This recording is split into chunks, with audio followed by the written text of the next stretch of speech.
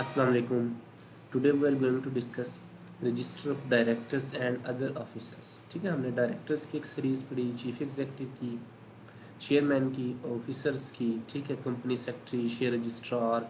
अब हम डिस्कस करने जा रहे हैं कि इन सब पर्सनस के जो पर्टिकुलर्स हैं उनको भी महफूज बनाया जाएगा कंपनी में। ठीक है, every company shall keep at its registered office a register of its director and officers, including the chief executive, company secretary, CFO, auditors, legal advisor। ठीक है, पर्टिकुलर्स उसमें लिखे होंगे, क्या नाम, क्या है, क्वालिफिकेशन क्या है, कब अपॉइंटमेंट हुई, कब तक ऑफिस को जो है ना वो ऑब्ज़र्व किया, कब रिटायर हुए, कब या रिज़ाइन किया, इस तरह की सारी इन्फॉर्मेशन लिखी होंगी।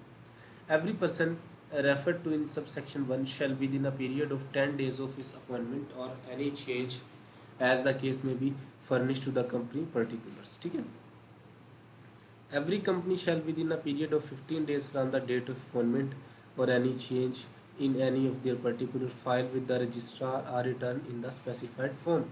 ठीक है, तो जो ये लोग हैं इन्होंने with in 10 days of appointment company को अपने पर्टिकुलर्स भेजने हैं और उसके बाद 15 दिन के अंदर अंदर कंपनी ने जो पर्टिकुलर रिसीव किए हैं वो रजिस्ट्रार को भेजने हैं। जैसे कि आप देख रहे हो ना, फॉर्म में 29 फाइल होता है, तो बेसिकली उन्हीं की बात हो रही है। Provided that this subsection shall not apply to the first appointment made at the incorporation of company, क्योंकि उसमें सब्सक्राइबर ही अपॉइंट कर लेते हैं, तो उसमें ये एप्लीकेबल है। Any contravention or default in complying with the requirement of subsection 1 or 3 shall be an offence liable to a penalty of level 1 on standard scale। ठीक है, अगर आप इसकी जो मुखालफत करेंगे, जो है ना आप इसके खिलाफ जाएंगे,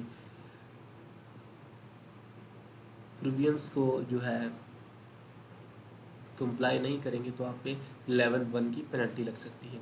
if the name of any person is fraudulently or without sufficient cause entered in or omitted from the register, मतलब किसी का नाम जो है ना आपने फ्रॉडुलेंटली निकाल दिया या डाल दिया ताकि उसको रिस्पॉन्सिबल ठहरा दिया जाए।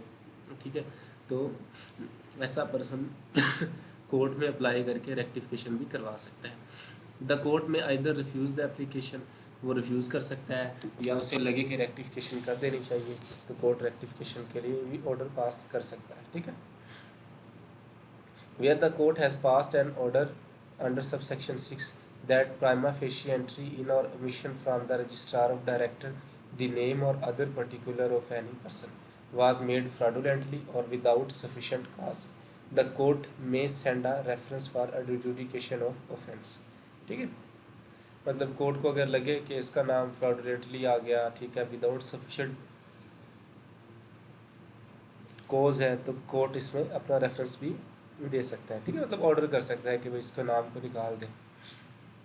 Any person who fraudulently or without sufficient cause enters in और ओमिट फ्रॉम द रजिस्टर, ठीक है, उस पर जो है ना वो सज़ा हो सकती है और उसको 10 लाख तक का जुर्माना हो सकता है। When it makes an order for the rectification of directors register of director in respect of company, the court shell cause a copy of the order to the forward to the company and shall by its order direct the company to file the notice of rectification with the registrar within 15 days। ठीक है, मतलब court ने कोई decide किया, order किया, ठीक है, तो रजिस्टर में कोई चेंजेस आई, तो कोर्ट जो है अपना ऑर्डर कंपनी को भेज देगा और कहेगा कि 15 दिन के अंदर अंदर आप रजिस्ट्रार को अपडेटेड पर्टिकुलर्स जो है वो जमा करवा दें। राइट टू इंस्पेक्ट, अब ये जो रजिस्टर है ऑफिसर्स का, डायरेक्टर्स का, ठीक है, ये कौन इंस्पेक्ट कर सकते हैं, कौन देख सकते हैं।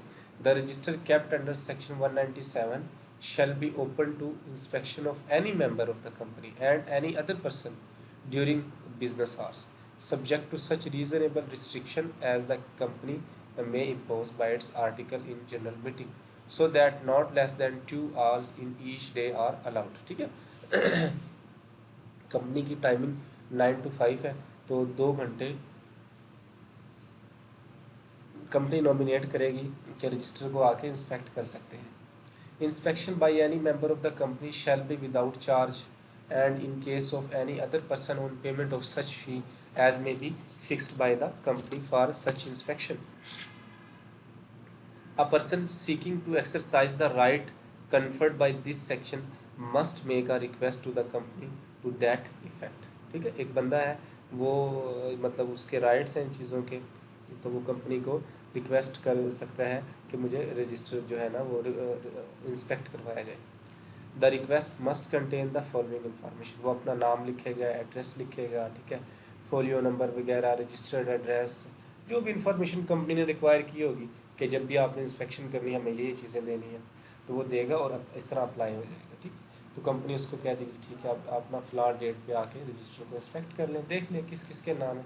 इन the case any inspection is refuse, मतलब अगर आपने अप्लाई किया और कंपनी इंस्पेक्शन से रिफ्यूज़ कर देती है, the registrar and on application made by the person to whom the inspection has been refused and upon notice to the company may by order direct and immediate inspection of the register. ठीक है, तो registrar जो है वो उसको apply करें आप, registrar company को डायरेक्ट करेगा कि भाई फ़ौरन जो है ना रजिस्टर की इंस्पेक्शन करवाएं। एनी कॉन्ट्रावेंशन और default in complying with the requirement of this section shall be an offence. ठीक है, अगर आप नहीं करेंगे तो लेवल 1 की पेनल्टी आप पे अप्लाई होगी। ठीक है, तो इसमें अगर हम इसको समअप करें, हमने रजिस्टर ऑफ डायरेक्टर ऑफिसर्स वगैरह देखा, ठीक है, कंपनी ने पर्टिकुलर्स मेंटेन करने हैं।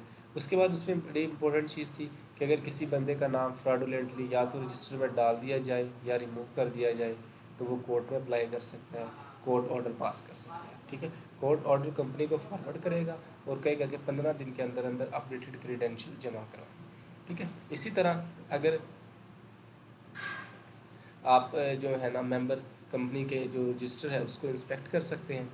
अगर कंपनी उसको रिफ्यूज़ कर दे, ठीक है, एप्लीकेशन को, तो वो रजिस्ट्रार पे अप्लाई करके जो है ना अपने रजिस्ट्रार को ऑर्डर कर सकता है कंपनी को कि काइंडली इस मेंबर को रिमूव करवा दें। अगर आप ये काम नहीं करेंगे तो लेवल 1 की पेनल्टी आप पर अप्लाई होगी। ठीक है जी, ओके जी, थैंक यू, बहुत शुक्रिया। आज हमारी ये सीरीज़ ख़त्म होगी डायरेक्टर्स, सीईओ और चेयरमैन्स ऑफिसर से रिलेटेड। ठीक है, हमने एक कॉम्प्रिहेंसिव स्टडी की और मैंने कोशिश की कि एक प्रैक्टिकल एग्जांपल्स के साथ प्रैक्टिकल पॉइंट ऑफ व्यू से आपको चीज़ें बताई जाए कि वो किस तरह एग्ज़ाम्स में टेस्ट हो रही होती है। ठीक है जी, ओके जी, थैंक यू, अल्लाह हाफिज़।